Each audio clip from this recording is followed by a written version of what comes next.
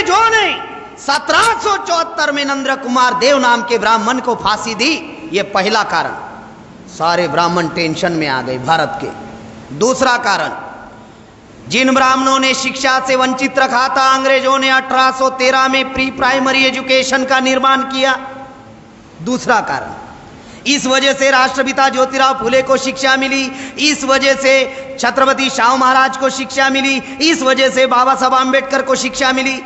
तीसरा कारण, 1854 में अंग्रेजों ने विश्वविद्यालय का निर्माण किया।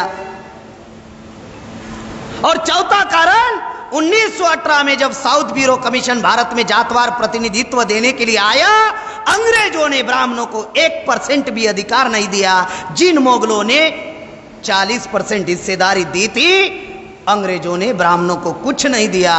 तो ब्राह्मणों को लगा अगर अंग्रेज ज्यादा दिन तक भारत में रहेंगे तो ये जो SC ST OBC जो समाज है, जिनको हजारों सालों से हम लोगों ने शिक्षा से वंचित करके रखा, ज्ञान से वंचित करके रखा, अगर ये जाग जाएंगे तो इनकी संख्या ज्यादा है, तो ये लोग इस देश के हुक्मरान बन सकते हैं। अगर इन लोगों को हमारा षड्यंत्र पता चला तो फिर ब्राह्मणों का क्या होगा।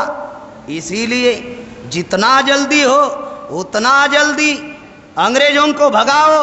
और भगाने के लिए 28 दिसंबर 1885 में कांग्रेस बनाई। और कांग्रेस का पहला सर्वे सर्वा न्यायमूर्ति गोविंद रानडे नाम का ब्राह्मण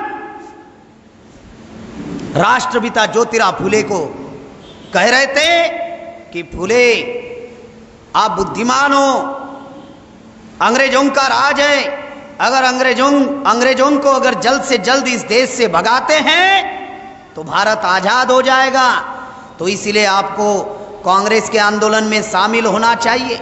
तो फूले ने कहा, ये मैं आपके आंदोलन में शामिल नहीं होता, और राष्ट्रपिता ज्योतिराव फुले कांग्रेस में शामिल नहीं हुए।